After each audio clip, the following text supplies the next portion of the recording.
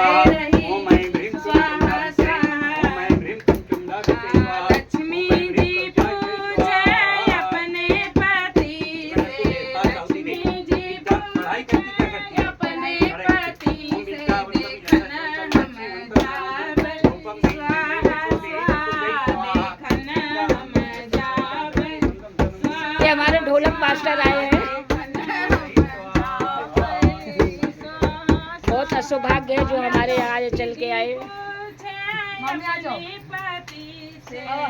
दीदी पूछे अपने पति से देखन हम जावे स्वाहा स्वाहा देखन हम जावे स्वाहा स्वाहा। नहीं ठीक है।